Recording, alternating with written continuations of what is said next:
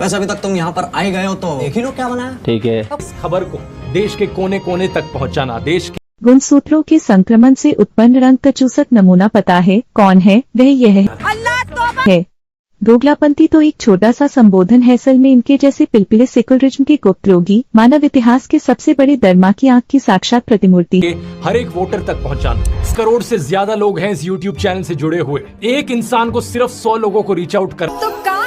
इनके डीएनए में दोगलापन की सबसे मखलूक विचारधारा जह बसा है। इनकी एक एक हरकत और बातों से समझा जा सकता है अगर आप राठी भक्त है तो आपका स्वागत है, भले आपका कोई हिंदू सरनेम हो, पर आपके आत्मा के साथ कबिन के दूल्हा भाई बलात्कार करके चमत्कार का नाम दे दे, आपको बाबा जी का घंटा समझ में नहीं आने वाला। आप इस गफलत में रहेंगी कि यह तो एक यौन सुख है। है और इस तरीके से हम देश के कोने कोने तक सारे 100 करोड़ एलिजिबल वोटर्स को रीच आउट कर सकते हैं। बीबी बाबू और बेबस अवाम, वोट करना मत भूलिए, इस बार कुछ दांव पर है। शायद आपके माँ बाप ने आपको शिवाजी, महाराणा प्रताप और स्वामी विवेकानंद जी के बारे में बताया होता, तब आपको अपने मूल्यों का पता होता। आप सच को सफेद कबूतर समझते रही और आपकी कट गई। राठी की बातों को ब्रह्मवाक्य समझकर सजदा करते रहे भाईचारा के नाम पर। अगर आपकी माँ बहन एक कर दी तो क्या हुआ? आप तो इसे भी राठी का ज्ञान ही समझेंगे, तब तक तो आप भी एक लीब्रांडो बन चुके होंगे। तैयब उर्दवान का खुद एहतसाबी का ऐलान। एक दिन बड़े भोलेपन से मैंने अपनी दादी को पूछा। देख रहे हो दोस्तों किस लेवल का खेल खेला जा रहा है। कांग्रेस पॉलिटिशियन राहुल गांधी ने कहा, कुत्ते भी आए और इसमें गाय भी आई और भैंस भी आए और सुअर भी आए और तो सब जानवर आए। ठीक है। मैं आज ये ऐलान करने के लिए अपने सभी इंडिया गठबंधन के साथियों से माफी मांगता हूँ। पूछने चाहिए, वो चरणवंदन में व्यस्त है। इतना सा ये मैं पहले भी दर्ज कर चुका हूँ। अगर 5 लाख लोग हमारे पास हो ऑर्गेनाइज्ड तो हम हिंदुस्तान और नॉर्थ ईस्ट को परमानेंटली कट कर सकते हैं। पर हम परमानेंटली नहीं तो कम से कम 1 महीने के लिए तो कट कर ही सकते हैं। मतलब इतना मवाद डालो पटरियों पर, रोड पे, उनको हटाने में 1 महीना लगे, है कि नहीं? जाए एयरफोर्स से। असम को काटना हमारी जिम्मेदारी है। असम और इंडिया कट के अलग हो जाए तभी ये हमारी बात सुनेंगे। असम में जो मुसलमानों का हाल है आपको पता है, सीए नाफिज हो चुका है, वहाँ डिटेंशन कैंप में लोग डाले जा रहे हैं, है ना?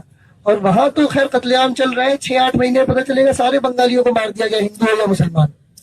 ठीक है, तो अगर हमें असम की मदद करनी है तो हमें असम का रास्ता बंद करना होगा फौज। इस वक्त की बड़ी खबर मैं आपको बता दूं, उर्दू अखबार इनकलाब में राहुल गांधी ने बुद्धिजीवियों, मुस्लिम बुद्धिजीवियों से मुलाकात के बाद ये भरोसा दिया कि मुस्लिम कमजोर हैं और कांग्रेस हमेशा कमजोरों के साथ रही है, और ये भी मान लिया कि 2019 में कांग्रेस को सत्ता में आने के लिए प्रण भी लिया। इस वक्त ये अखबार जो आप टीवी स्क्रीन पर देख रहे हैं, ये एक उर्दू अखबार है इनकलाब। इसमें बयान देते हुए राहुल गांधी ने कहा है कि हाँ, कांग्रेस मुस्लिम पार्टी है। बड़ा हरामी हो। सही है ना? इन हिंदुत्ववादियों को बाहर निकालना है और एक बार फिर इस विज्ञापन को छापने से मुख्य जो अखबार थे उन्होंने मना कर दिया। ये क्या हो रहा है देश में? क्या इस तरीके से इलेक्शंस लड़ी जाएंगी?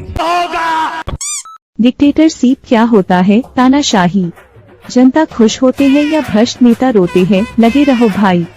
कहाँ है तानाशाही, क्यों रोते हो भाई? ऐसी तैसी कौन सी सामत आई, खुद को ही देख लो ध्रुव भाई। ये उठता है कि अगर कोई सबूत ही नहीं है तो कोर्ट इन्हें बेल क्यों नहीं दे रहा? इसके पीछे कारण है PMLA, prevention of money laundering act का कानून। कौन कर सकता है ऐसी अपील? अगर भारत का प्रधानमंत्री तानाशाह होता, छोड़ो एक गली का गुंडा भी होता, मुख्तार अंसारी को ही देख लो। पार्टियों द्वारा पाले गए तुम्हारे सेकुलर क्रांतिकारियों के मंगोली बेवकूफी की गड़बड़ से उत्पन्न गुणसूत्रों में से एक उत्पन्न अपने पिताजी के पिताजी को ही देख लो। तो बाकी 3 लोग हैं जिनकी स्टेटमेंट्स की वजह से अरविंद केजरीवाल को अरेस्ट किया गया, उनकी कहानियों में भी ऐसी ही क्रोनोलॉजीज आपको देखने को मिलेंगी। अरविंद केजरीवाल के अरेस्ट पर रिएक्ट करते हुए कांग्रेस पॉलिटिशियन राहुल गांधी ने कहा, डरा हुआ तानाशाह एक मरा हुआ लोकतंत्र बनाना चाहता है। नेताओं को धमकाया जाता है, पैसे देकर सरकारों को गिराया जाता है, नेताओं को जेल में डाला जाता है। ठीक है, ये पूरी की पूरी मैच फिक्सिंग करने की कोशिश की जा रही है। मीडिया समेत सभी संस्थाओं पर कब्जा, पार्टियों को तोड़ना, कंपनियों से हफ्ता वसूली, मुख्य विपक्षी दल का अकाउंट फ्रीज करना और अब तो चुने हुए मुख्यमंत्रियों की गिरफ्तारी भी आम बात हो गई है।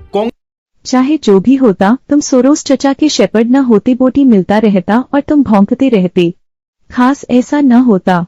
मोदी अगर तानाशाह होता, यूट्यूबरों को बुलाकर सम्मान न दे रहा होता। यह वीडियो ही देख लो मित्रों।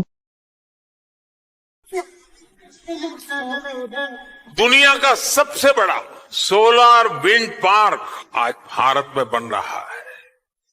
दुनिया का सबसे ऊंचा रेल ब्रिज आज भारत में है। 10,000 फीट से अधिक की ऊंचाई पर दुनिया की सबसे लंबी टनल आज भारत में है।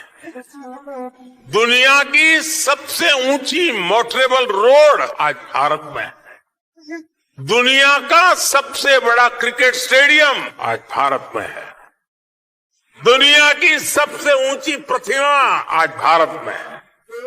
एशिया का दूसरा सबसे बड़ा रेल रोड ब्रिज भी भारत में है। आज भारत दुनिया के उन देशों में है जहां ग्रीन हाइड्रोजन पर इतना बड़ा काम हो रहा है। Think big, dream big, act big, इस सिद्धांत को अपनाते हुए भारत आज तेजी से आगे बढ़ रहा है। करिए, एंड में मैं आपको वीडियो दिखाता हूँ। तो मुझे कहने में कोई संकोच नहीं है, भले ही कोई कुछ भी समझे, लेकिन मैं तो यही कहूंगा